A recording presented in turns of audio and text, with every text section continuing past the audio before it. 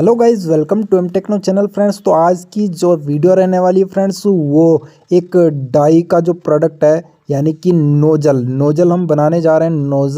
Nozzle जो है friends, injection moulding machine जो होती है उसके पीछे हीटर लगा हुआ होता है।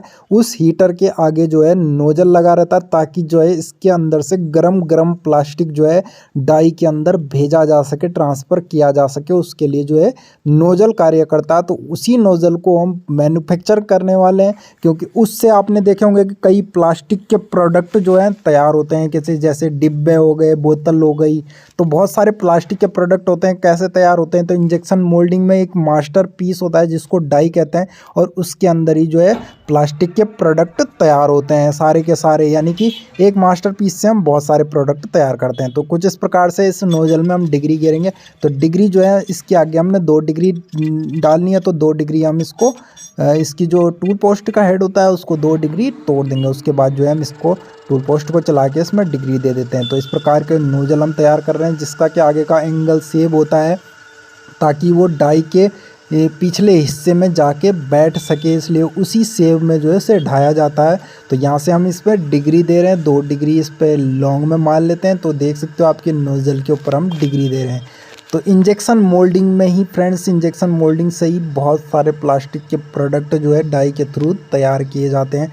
अलग अलग प्रकार के होते हैं, तो ये सारे डाइयों से ही निकलते हैं। डाई जो है तो ये मास्टर पीस होता है, एक ही पीस होता है जिससे कि अनगिनत प्रोडक्ट तैयार होते हैं एक जैसे। तो इस प्रकार से हमारी डिग्री कंप्लीट हो जाती है। तो हमें यहीं पर दूसरी डिग्री भी तोड़नी है। देख सकते हो आप, इस प्रकार से हमारा टूल पोस्ट जो है डिग्री मूवमेंट करता है, जो कि 360 डिग्री चलता है। तो यहाँ पे अब 21 डिग्री हमें मारनी है, तो यानी कि 21 डिग्री हमें चलनी है। तो 21 डिग्री हम तोड़ लेते हैं इसको, 21 डिग्री पर हम टाइट कर लेते हैं दोनों तरफ से, और उसके बाद 21 डिग्री हम इसके आगे मार लेते हैं। उसके बाद हमें सेंटर में जो है 1.5 mm का होल मारना होता है ताकि प्लास्टिक, गरम प्लास्टिक इससे बाहर निकल कर डाई के अंदर जा सके। तो ये हमने होल कर दिया है 1.5 mm का इसमें। तो इस साइड से हमारा पीस जो है कंप्लीट तैयार हो गया है। अब इसे पलट लेते हैं। इसके जो बैक साइड होता है उस पर हमें थ्रेड कटिंग करनी होती है। तो पीछे से इसको इस प्रकार से हम पकड़ लेंगे वापस, और इसको टर्निंग करेंगे। पीछे से हमने इस प्रकार से हम इसकी टर्निंग कर लेते हैं, और यहाँ पे हम इसकी थ्रेड कटिंग करेंगे, क्योंकि इस पे थ्रेड कटिंग होगी तभी जाके ये जो है इंजेक्शन मोल्डिंग के जो हीटर होता है उसमें जाके असेंबल हो जाएगा इस साइड से।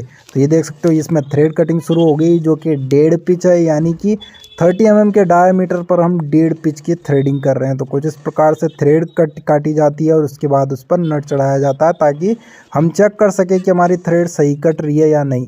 क्योंकि ये इंडस्ट्री जाएगा तो एकदम से जो है हीटर के नोजल जो है हीटर पर चढ़ना चाहिए, इसी प्रकार से असेंबल होना चाहिए।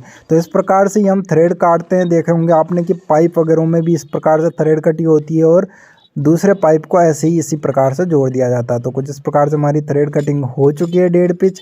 तो ऐसे हमारा नोजल जो है कंप्लीट तैयार हो जाता है। अब ये जो है डाई के हीटर में लग जाएगा, और उसके बाद इससे गरम प्लास्टिक जो है बाहर डाई के अंदर जाएगा, और डाई के अंदर जो सेब बनी रहेगी उस प्रोडक्ट को उस हिसाब से ढा देती है जिस हिसाब की डाई में सेब रहती है। तो इसी प्रकार से जो है डाई के नोजल बनाए जाते हैं फ्रेंड्स इंडस्ट्री के लिए, क्योंकि ये जाके इंजेक्शन मोल्डिंग का एक मशीन का एक पार्ट है।